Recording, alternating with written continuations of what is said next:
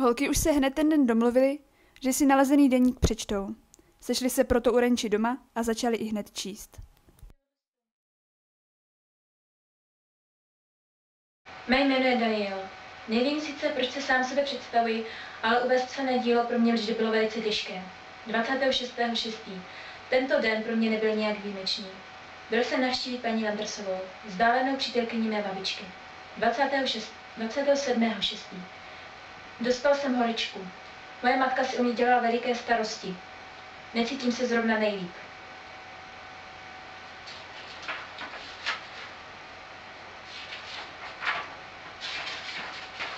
To sami, že? Je, hele, koukni se, tady jel s rodiči do Anglie. Tyjo, ten se má.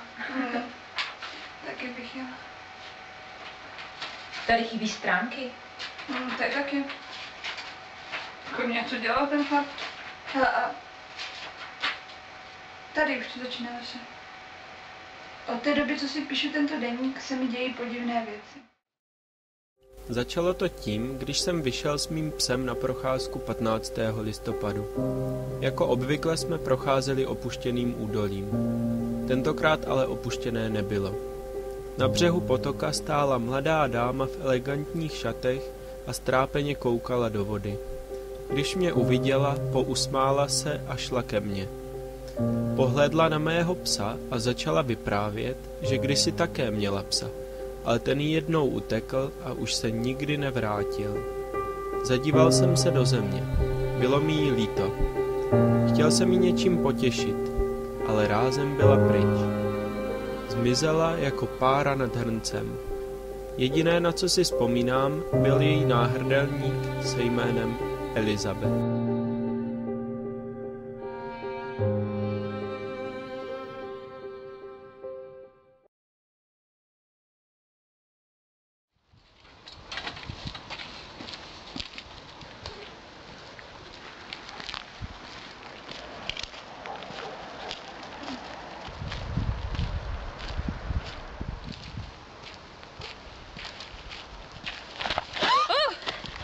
Pardon, moc se omlouvám. Dobrý, nic se nestalo. Doufám, že je v pořádku. To je ale krásný pes, jak se jmenuje? Billy. Tak Beníku, já jsem Elizabeth. Tak si ho pořádně hlídejte, nikdy nevíte, co se stane. To máte pravdu, nikdy nevíte, co se stane.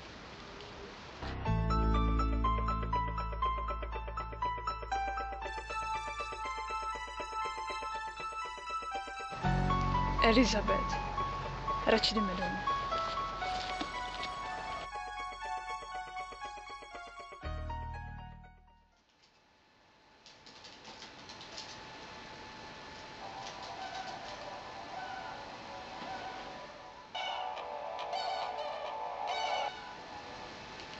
Ano, Ani. Blázníš teď v noci? Já teď nebudu moct. Je to důležitý.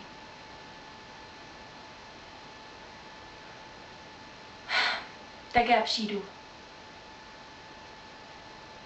Jsem tam za 10 minut, tak počkej, jo? Tak čau.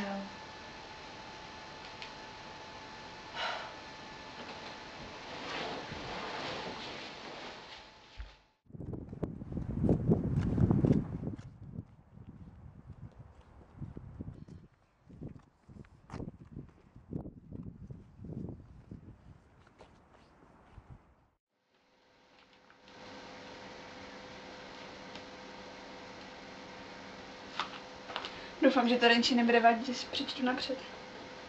A na podě s tím bude být, čekajte.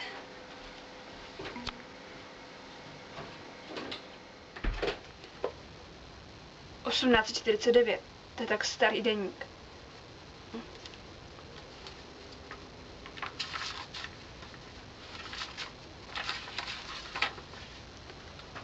Dnes večer mě moje kamarádka pozvala na čaj.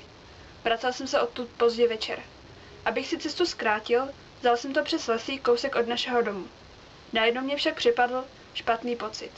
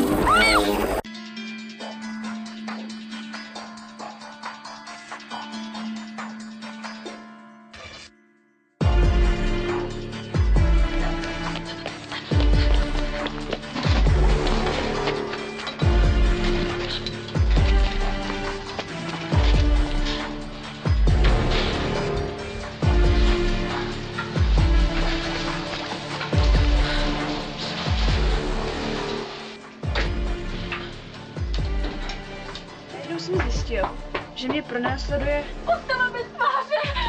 Ren, co se stalo? Ani... Neříkej, že to, co jsem teďka četla.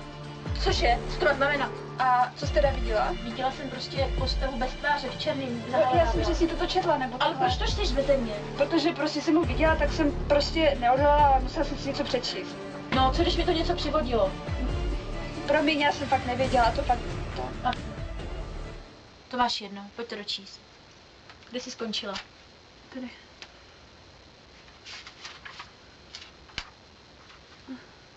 Tady.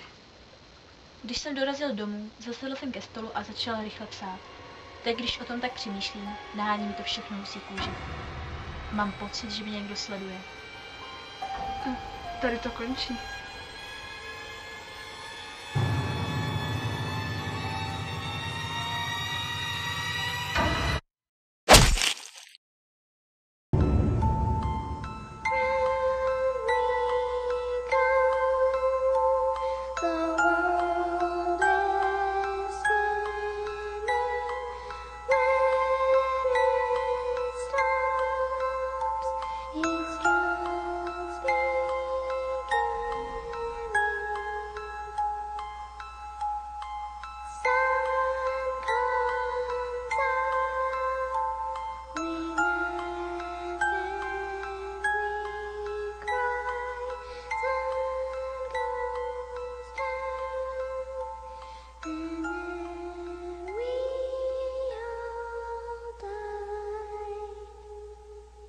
Bumberlici!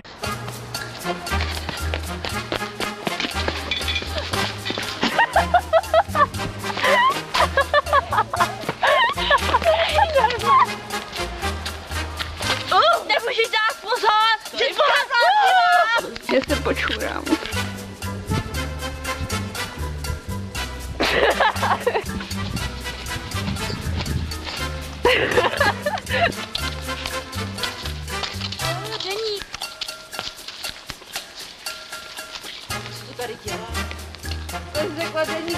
Byl jsem navštívit tetu mojí babičky.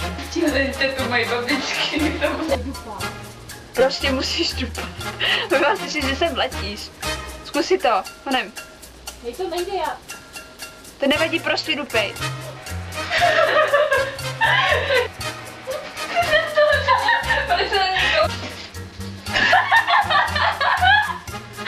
Cože? Stroj znamená. Co jsi Ne. četla? No prostě jsem četla to, co jsem četla. Prostě si to bylo úplně...